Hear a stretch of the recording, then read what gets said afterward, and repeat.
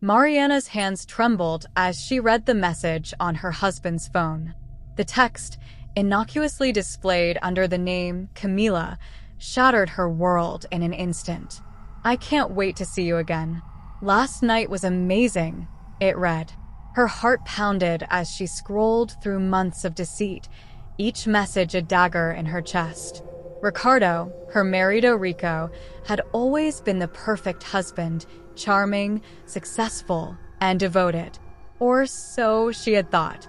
The facade crumbled as she read the lurid exchanges, realizing that his frequent business trips were mere pretexts for rendezvous with his mistress.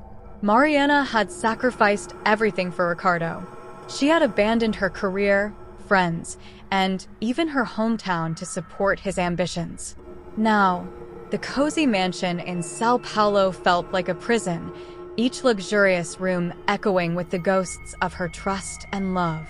As she sat in the silence of their opulent home, a plan began to form in her mind.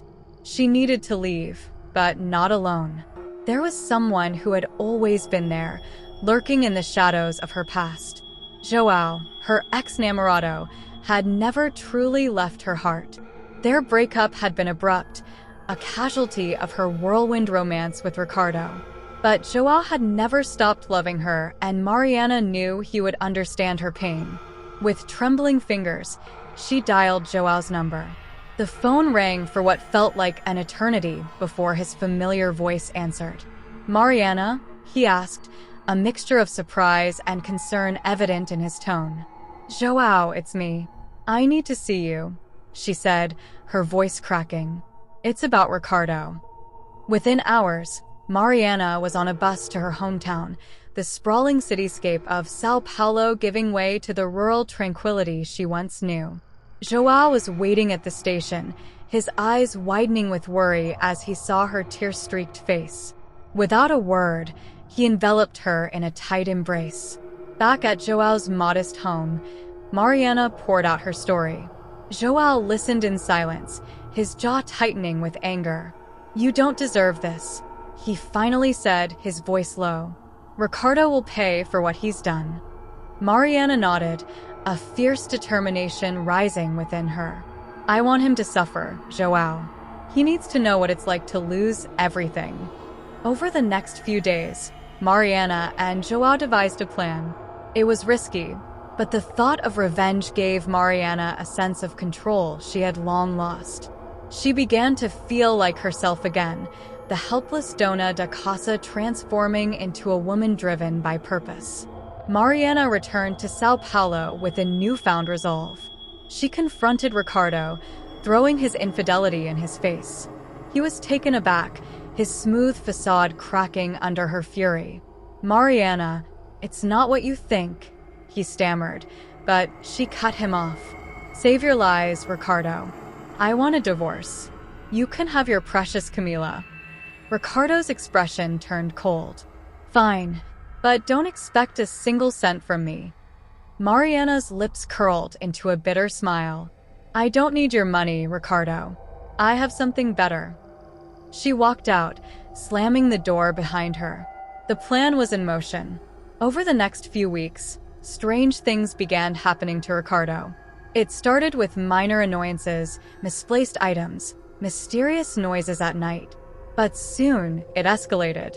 One evening, Ricardo returned home to find the lights flickering. Shadows danced on the walls, and a cold breeze swept through the house. As he walked through the darkened halls, he felt a presence behind him. Turning quickly, he saw nothing but the empty corridor. Yet the feeling of being watched persisted. Ricardo's nights were plagued by nightmares. He dreamed of Mariana, her face twisted in anguish, her eyes burning with hatred. He would wake up drenched in sweat, the echo of her screams lingering in the darkness. He tried to reach out to Camila for comfort, but she had vanished without a trace. Desperation drove Ricardo to seek help. He hired private investigators to find Camila and even brought in spiritual advisors to cleanse his home. Nothing worked. The haunting continued, growing more intense each night. One fateful night, Ricardo found himself alone in the mansion, the air thick with tension. The walls seemed to close in on him, and a sinister whisper filled his ears. "You betrayed her, Ricardo. Now you will suffer." Terrified, Ricardo ran to his bedroom, locking the door behind him. He grabbed his phone, frantically dialing Mariana.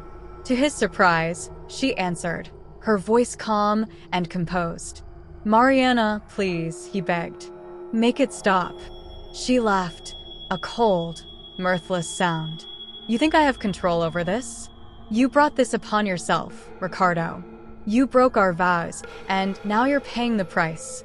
Ricardo's heart pounded in his chest as the whispering grew louder, more insistent. Shadows twisted and writhed around him, forming into ghostly figures. The faces of the women he had betrayed over the years appeared, their eyes filled with sorrow and anger. In his final moments, Ricardo realized the truth. This was no ordinary haunting. It was Mariana's doing, her pain and betrayal given form. She had unleashed a darkness that fed on his guilt, a force that would never let him rest. As the specters closed in, Ricardo's screams echoed through the empty halls, a chilling testament to his downfall. And in the quiet town far from Sao Paulo, Mariana and João found peace, their love rekindled amidst the ruins of Ricardo's shattered life. The darkness that had consumed Ricardo was their silent witness, a reminder that love and vengeance were two sides of the same coin.